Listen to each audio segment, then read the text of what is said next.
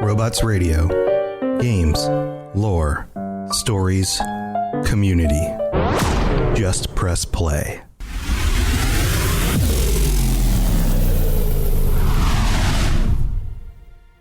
Welcome to the Fallout Lorecast, the podcast that explores the boundaries of our knowledge about the world of Fallout. There's a very specific question that has come to mind to me recently about the nature of the Fallout games, and I decided that this week I was going to address this question in a format that's different than I usually do. Well, it's not that different, but it is different. Instead of picking a topic and digging into the lore, or picking a topic and kind of speculating about where things might go in the future, although I don't do that part as much as the digging into the lore part, I decided that I'm going to do what is the equivalent of an essay on this topic, because I think it's interesting, and I think it's something that a lot of people don't discuss. And that is one of the things I like to do on my podcasts, is bring up topics that other people haven't covered yet, or at least to cover them in a different way. So for this week, we're going to be delving into the question of who is the main character in Fallout? And I'm sure some answers have already sprung to mind. You might have some ideas about this, but I have a very specific answer that I'm going to get to in a minute. So I wanted to welcome you here before we get into it and let you know that this is just a one-off episode. It's kind of a audio essay, I guess you could say, or a video essay if this eventually becomes a video on the YouTube channel.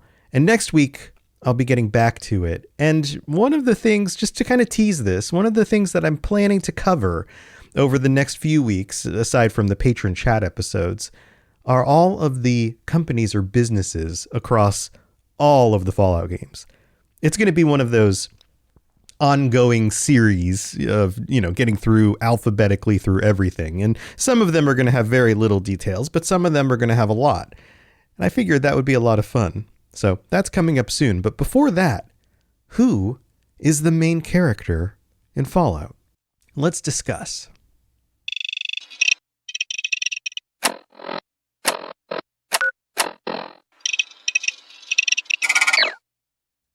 So here's the question. Who is the main character in Fallout? And I mean, not just a Fallout game, not just the Fallout TV series, all of Fallout. If you had to pick one singular main character, who would you pick?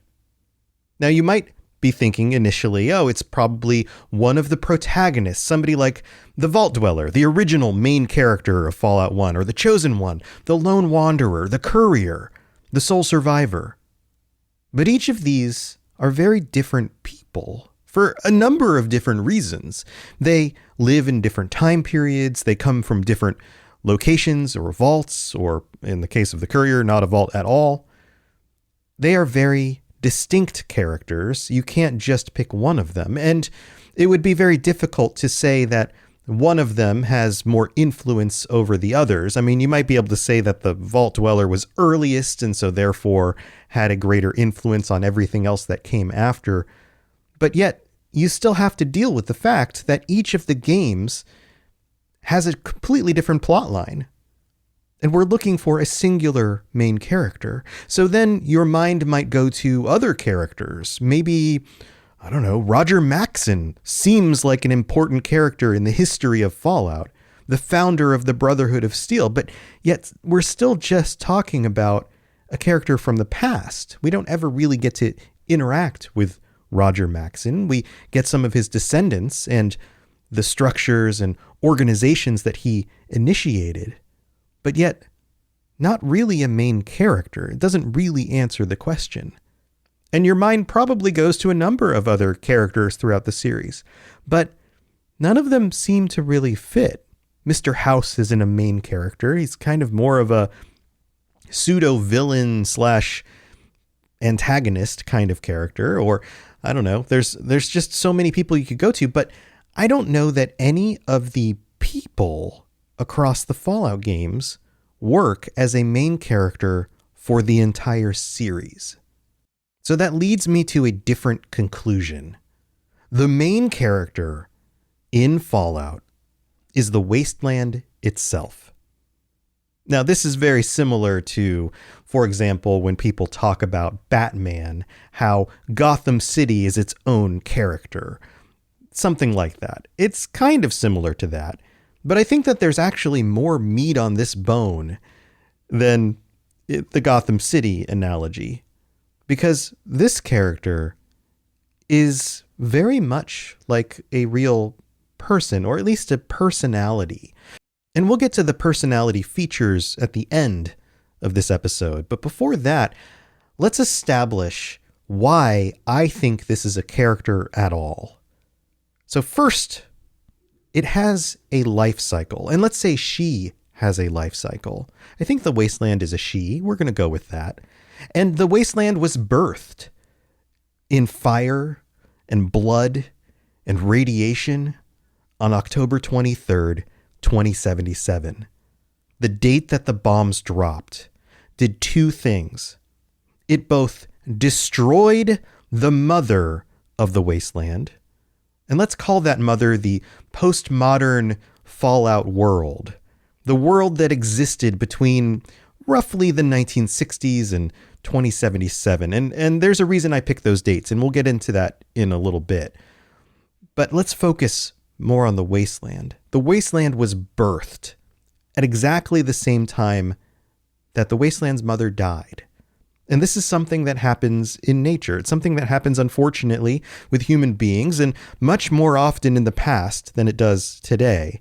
But it's also something that happens in the animal world.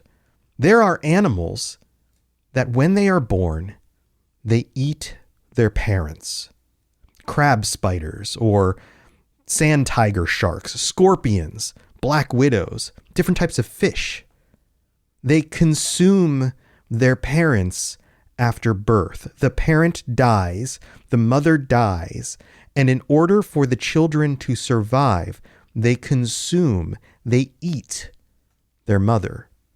Now, this may sound odd or even disgusting to us as human beings because we are social creatures.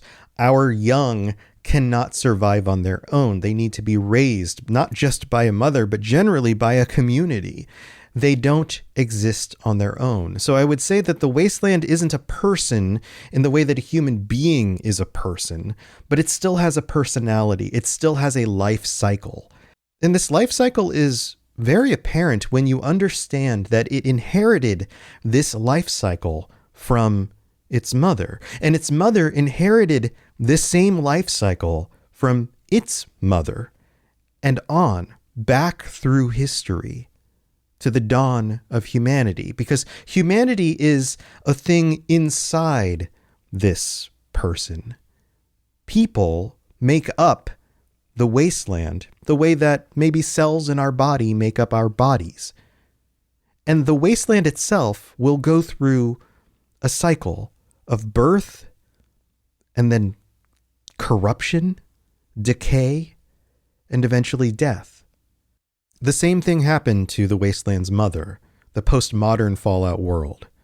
She was born in the 1960s, during a time where the world of Fallout diverged the most from our current world.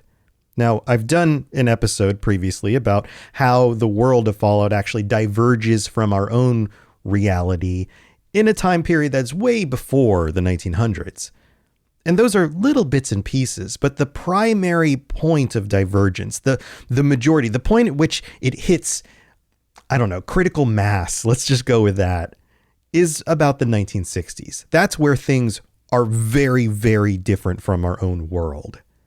The use of nuclear technology, the lack of miniaturization with electronics, the changes to the geopolitical climate, and what happens with nations taking a different path than they did in our own reality. Now, there may be similarities between the events of this postmodern Fallout world and our own world, of course, but they aren't exactly the same.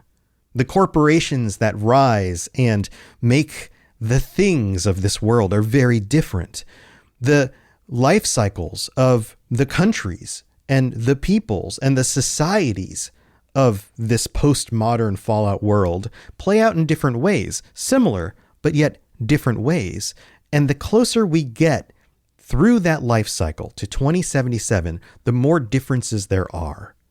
This mother of the wasteland went through the same birth, corruption, and decay, and eventually death, in much to her own doing. She kind of condemned herself. But that wasn't a new thing, because this is a trait of the family. This mother's personality was very similar to the personality of her mother. The world before the postmodern Fallout world. Let's call that the modern world. It has a lot in similarity between our world and the modern Fallout world.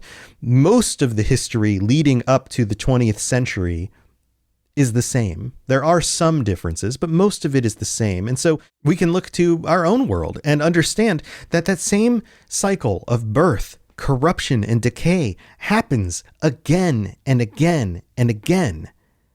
And I can't count the members of this ancestry going back to history. We can say that there was the modern world, and before that there was the Enlightenment world, and before that there was the Renaissance world, and before that we had the Dark Ages.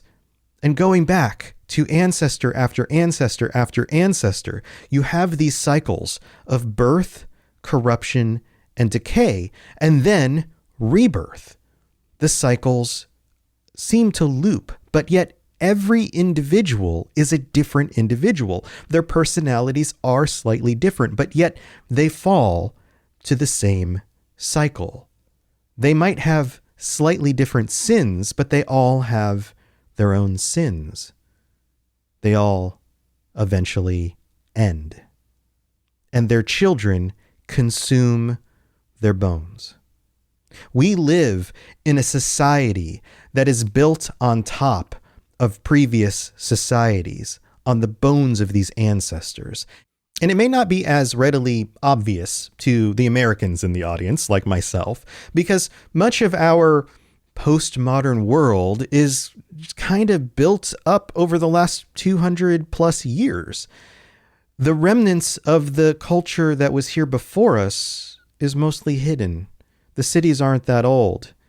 The explorers and settlers and colonists who made it to the New World a few hundred years ago did a very good job to remove the evidence of the people that were here before us.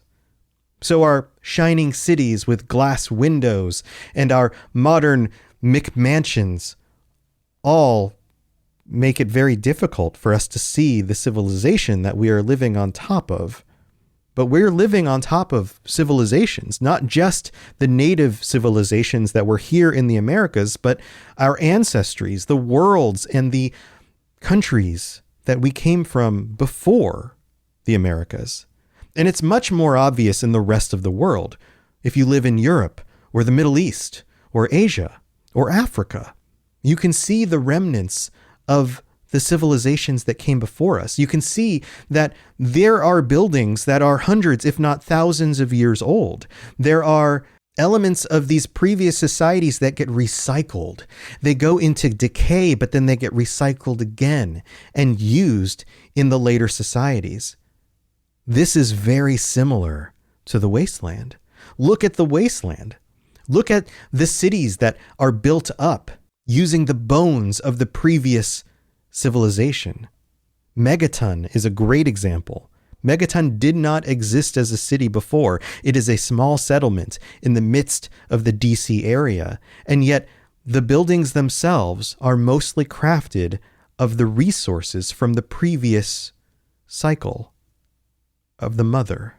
Diamond City is built inside of a structure that was built generations ago, that is in severe decline, and yet those resources have been repurposed in order for people to survive.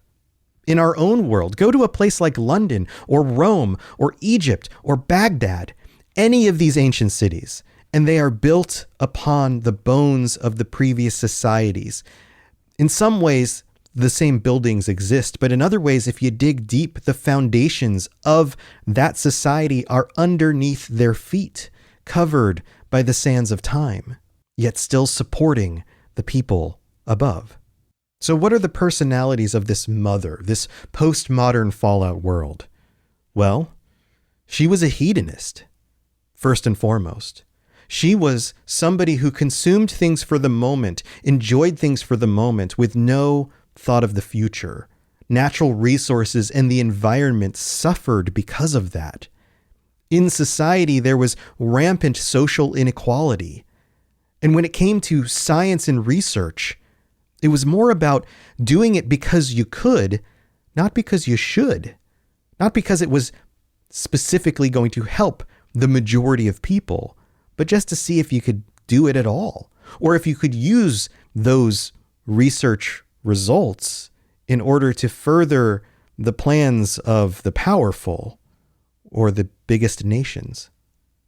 And that created a system that was corrupt, that led to her eventual decay. And the apple doesn't fall far from the tree. We've seen this before. Her grandparents and their parents have gone through similar cycles.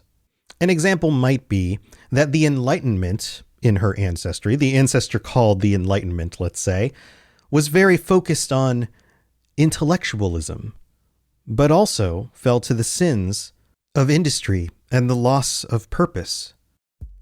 It's time for that spring reset. I'm taking a look at everything in my closet and figuring out that, oh no, this absolutely needs to go. And it's about time I replace things so that my clothes aren't older than my 15-year-old. Now you might think that they lasted that long because they were well made, but no, they're in terrible condition. Unlike the new jeans I just got from Quince. Jeans have always been my personal go-to because you can kind of wear them for lots of different things, but maybe they're not your thing. Maybe you're looking for, 100% European linen with insanely soft flow knit activewear fabric. It's definitely getting warmer, and their flow knit activewear is moisture wicking, anti-odor, and soft enough that you'll actually want to wear it every day. So pick out what you want. You can't go wrong because they have prices 50 to 60% less than similar brands. And like I said before, they are high quality. I continue to wear their clothes all the time, and I know that these new jeans are going to last me a lot better than the other things in my wardrobe. And on top of it, they look great. They're so comfortable, and I spent just as much on the jeans that I am now cleaning out of my wardrobe. So if you're looking for something better, just all around better, go check out Quince. So go do it right now. Refresh your wardrobe with Quince. Go to quince.com/falloutlore for free shipping and 365-day returns. Now available in Canada too. Go to quince.com/falloutlore for free shipping and 365-day returns. Quince.com/falloutlore. It's cozy season, and nothing compares to wrapping yourself in a Minky Couture blanket. Luxuriously soft, perfectly warm, thoughtfully made.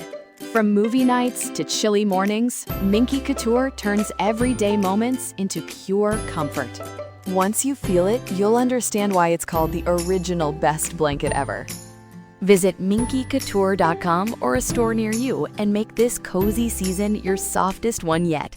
Now, some of these ideas are inspired by a video I recently watched by Curious Archive about moldy world building. And I think that that video points out some very interesting details. The point of that video was more about how when you are creating a fantasy world, having an environment with levels of mold and decay makes that environment more mysterious and interesting and more realistic because that actually matches the real world. This is a theory that isn't new to me. It's something that I've talked about before, but I love that phrase, moldy world building. And that's part of what we get in Fallout. The wasteland is a moldy place. It's a place strewn with the remnants of the previous civilizations, the parents and the grandparents of the wasteland.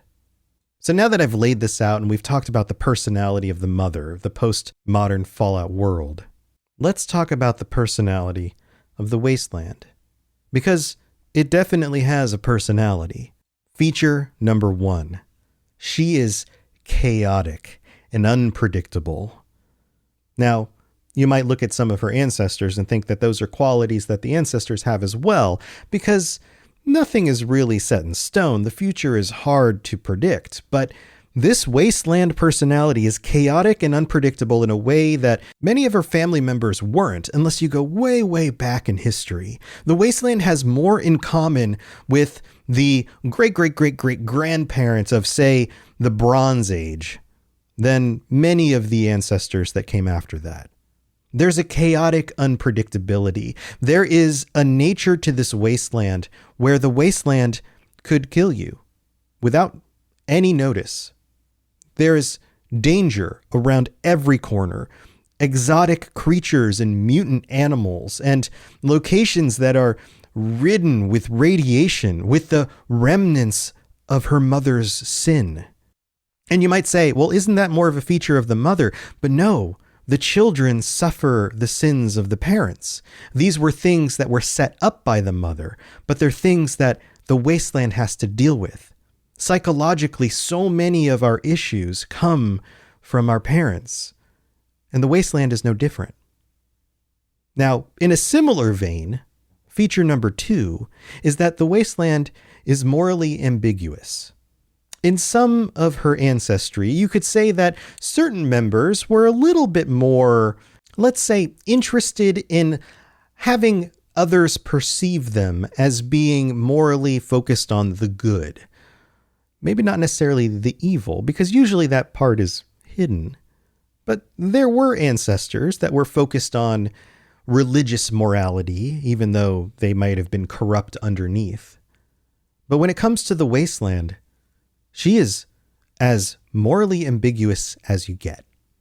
Whatever's going to happen is going to happen, and she doesn't seem to care one way or another. And the denizens of this wasteland fight back against this all the time in many different ways.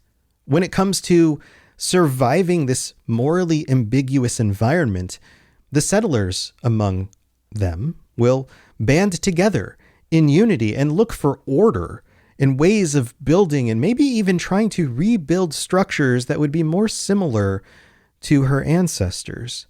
And yet there are others who find other ways to survive in this morally ambiguous environment, like raiders. Why is it so common for raiders to exist in the wasteland? And it's because it's morally ambiguous.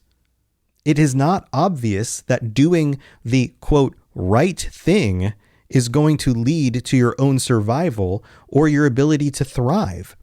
So they've taken the perspective that doing the right thing is survival at any cost, doing whatever they need in order to make it one more day, to feed themselves, to find some form of enjoyment and happiness, if that's even possible.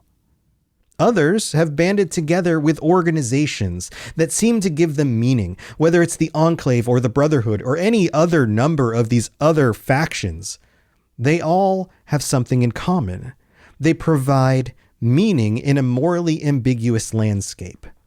If you are a member of the Brotherhood, then you believe something. You believe that through the accumulation of technology, that you might save the wasteland from the mistakes that her mother made. If you are part of the Enclave, you believe that a strong figurehead can bring back the American dream and make things better for, well, at least you and those of you who are pure. If you're a member of the followers of the apocalypse, then you believe in humanitarian aid. You believe that the way to find meaning in a morally ambiguous world is to serve others, is to reduce their pain and suffering, and that in some way that creates meaning and focus and a livelihood for yourself, even though it endangers yourself to do it. There's something deeper there. Each of the members of the wasteland find a way to navigate this moral ambiguity in their own ways. And it's something that they all do. Feature number 3. She is mysterious. She doesn't easily reveal her secrets. If you ask her, what was your mother like? What was your grandmother like? She doesn't tell you easily. She is not an open book. In some cases, you have to literally dig in order to find out the solutions to these questions. In much of the wasteland, they have a, imperfect understanding of her ancestors, the world that came before. They have to piece it together for themselves because she is a private individual. She doesn't like it when people go poking around, and sometimes makes it very difficult for those people who dig a little too deep. And this idea is supported by the dangers of the wasteland, of course. There are many locations that are very dangerous, that hold information about the past. But it also plays into this idea that if you dig too deeply, you find even more mysterious things. Ancient gods, cryptids, aliens. The things that keep you up at night, wondering about the true nature of our history. And it's easy to assume that the people who lived during the time of the Wasteland's mother knew more about the past. And maybe in some ways they did, but they were as ignorant to the world of the grandmother, the other ancestors, as the Wastelanders might be about the world of the postmodern. Now, even though the Wasteland is mysterious, she's also, number 4, nostalgic. She keeps things around from her mother. She may have consumed her mother or is in the process of consuming her mother, but she also holds on to things. There are remnants strewn across her vast expanse that have not decayed, things that still exist and can be repaired. Weapons, technology, locations, like vaults hidden underneath the ground that maintain a certain quality that is much more like her mother. The people in these locations have societies, in some cases, that don't even realize that the mother is dead. And she holds on to these. They don't all go away. Number 5.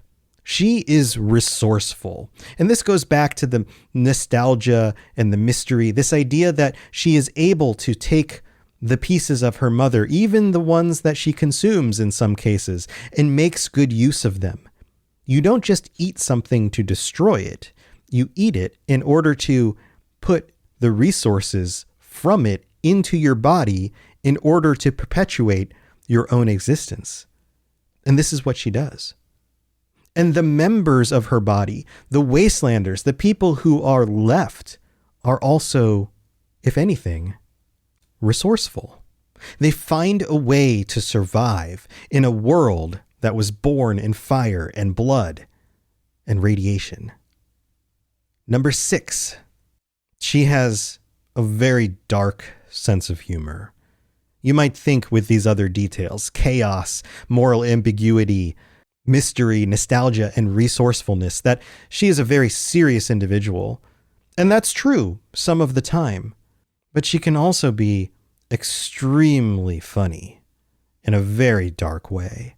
It's the combination of moral ambiguity and a sense of humor. Sometimes the things that make you laugh are dark and sinister or ironic. Sometimes they make fun of her mother, just like many children do. They make fun of the things that their parents do or say or enjoyed because they don't understand them in the same way. They see them as antiquated and no longer useful or relevant.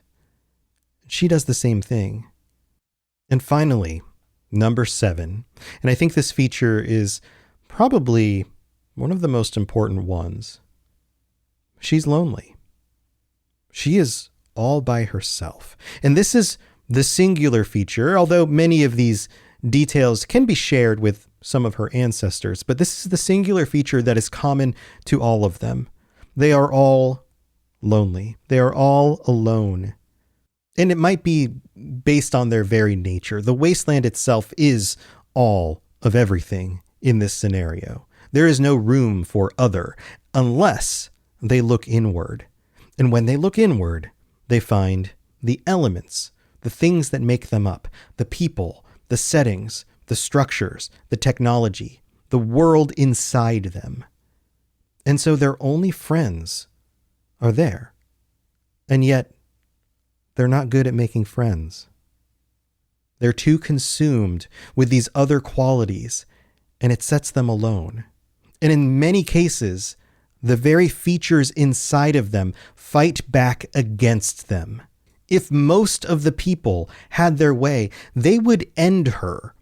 They would kill her off and usher in the birth of her child, who would then consume her bones in order to make the next world, whatever that may be.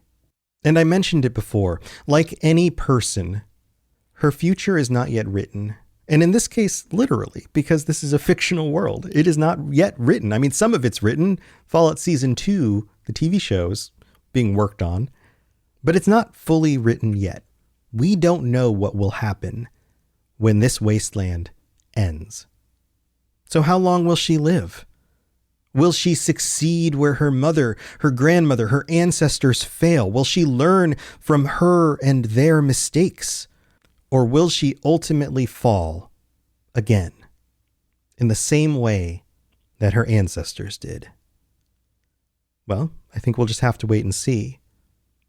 Every vault dweller, every wastelander, every member of every faction, every nation is all a part of her. And because she's made up of people, we all know what that means. War. War never changes. And that's another commonality she has with all of her ancestors. Hello there, old chap.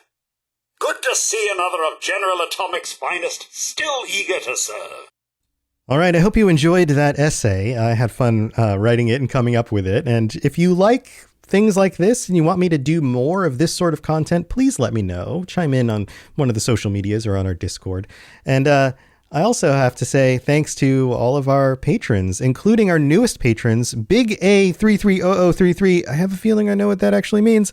Welcome. So glad that you're here. And Matthew G, welcome to the Patreon, patreon.com/Fallout Lorecast. You can get, there's a bunch of new t-shirts that have come out in the last few weeks for people of certain tiers. You get them every 3 months. There's stickers you can get ad-free episodes, all sorts of fun stuff, of course. Also, have to shout out Germinator and Larry D for being our sentry bots. Thank you so much for your support as well. Every month you get your shout outs. And to all 106 of our current patrons, thank you so much for being here.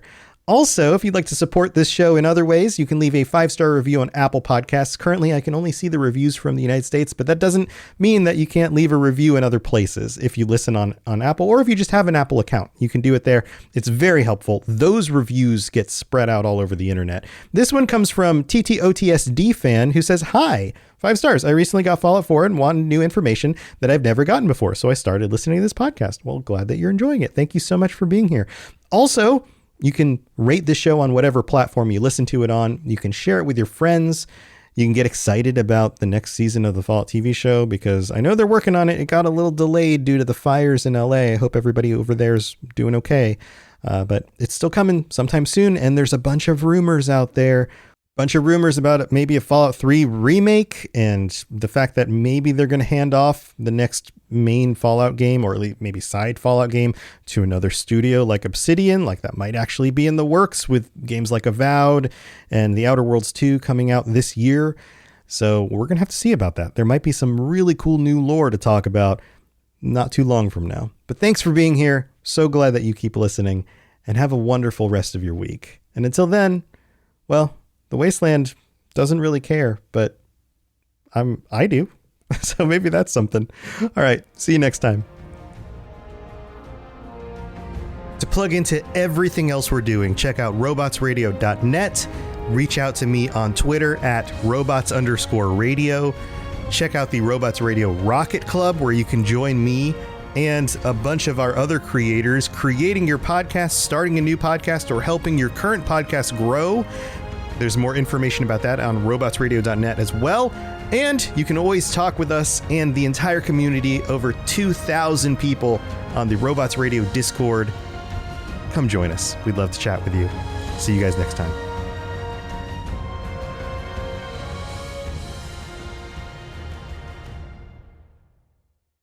It's cozy season, and nothing compares to wrapping yourself in a Minky Couture blanket. Luxuriously soft, perfectly warm, thoughtfully made. From movie nights to chilly mornings, Minky Couture turns everyday moments into pure comfort. Once you feel it, you'll understand why it's called the original best blanket ever. Visit minkycouture.com or a store near you and make this cozy season your softest one yet. It's cozy season, and nothing compares to wrapping yourself in a Minky Couture blanket. Luxuriously soft, perfectly warm, thoughtfully made. From movie nights to chilly mornings, Minky Couture turns everyday moments into pure comfort. Once you feel it, you'll understand why it's called the original best blanket ever. Visit minkycouture.com or a store near you and make this cozy season your softest one yet.